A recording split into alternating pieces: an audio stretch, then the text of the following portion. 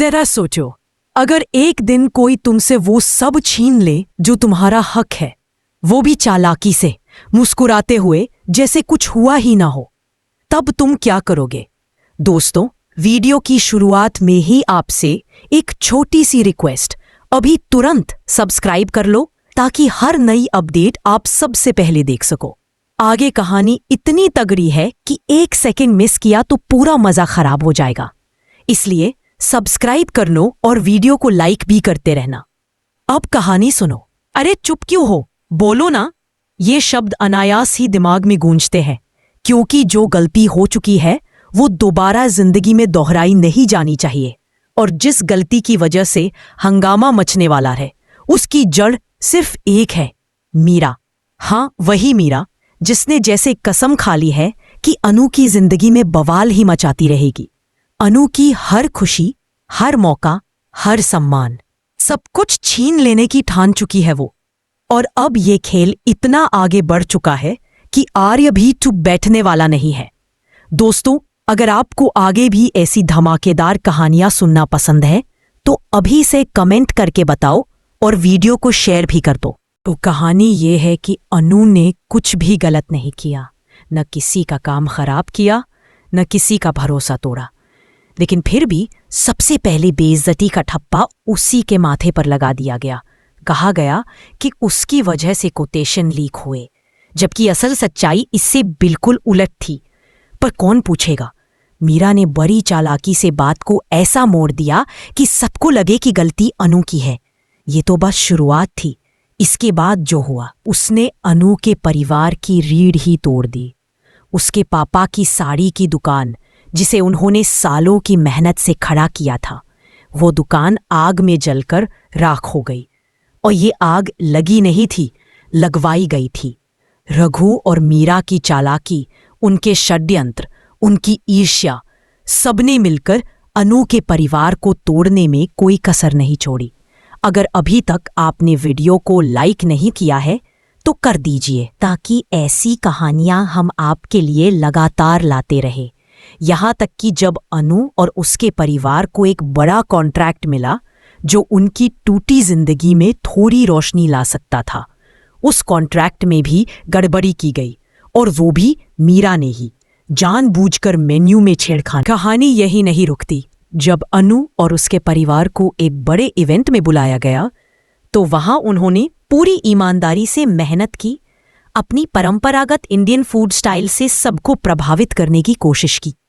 लेकिन जैसे ही सब कुछ ठीक चलने लगा, मानसी और मीरा ने फिर से चाल चली। मानसी ने तो हद कर दी, अनु के परिवार को बीच सबके अपमानित किया। इन लोगों का काम ही क्या है? अमीरों के घर जाओ, खाओ पियो और निकल जाओ। ऐसे ताने, ऐसे शब्द, जैसी इंसानियत की कोई कीमत ही ना हो। और फिर धक्के मारकर अनु को बाहर निकाल दिया गया। सोचो कितना बुरा लगा होगा उसे। उसकी आंखों में आंसू थे, लेकिन वो रोई नहीं, बस चुपचाप खड़ी रही। दोस्तों, ऐसे मोड़ पर कहानी दिल को चीर देती है। अगर आप भी अनु के साथ महसूस करते हैं तो नीचे कमेंट करके बताना कि आपको कौन सा पल सबसे ज्यादा दर्दनाक लगा। और तभी उसी वक्त आर्या आया। आर्या, जिसे हमेशा चुप, शांत और साफ सुथरी सोच वाला दिखाया जाता था, आज पहली बार गुस्से में दिखा।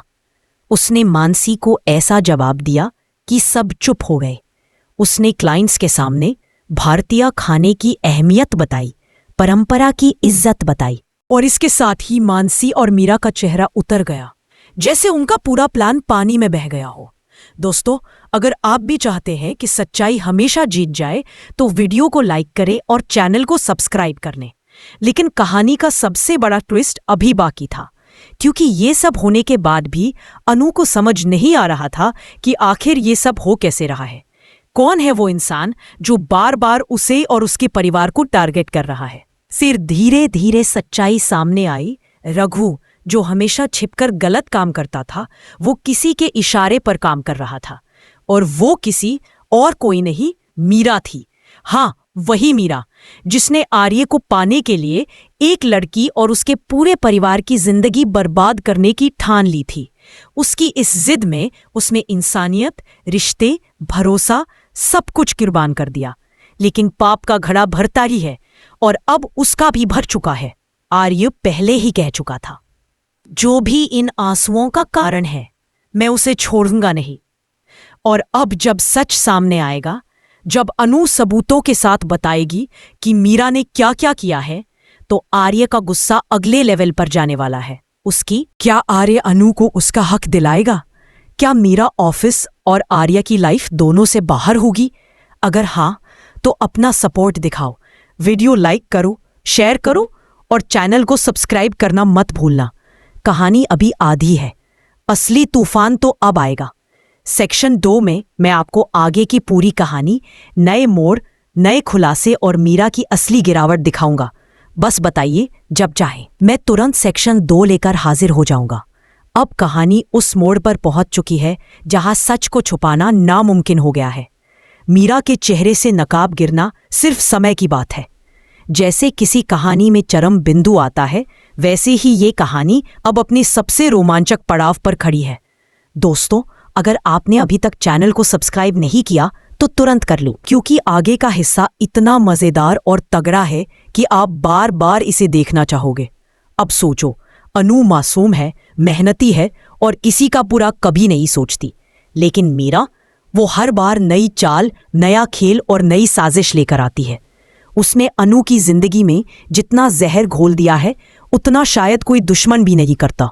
लेकिन जैसे कहा जाता है, बुराई के जब आर्य को पहली बार शक हुआ कि इन सारी घटनाओं के पीछे कोई अंदर का इंसान ही है, तो उसने खुद भी तलाश शुरू कर दी। छोटी छोटी बातों पर ध्यान देना, लोगों के हाव भाव देखना, हर घटना को ध्यान से याद रखना, ये सब आर्य धीरे धीरे कर रहा था।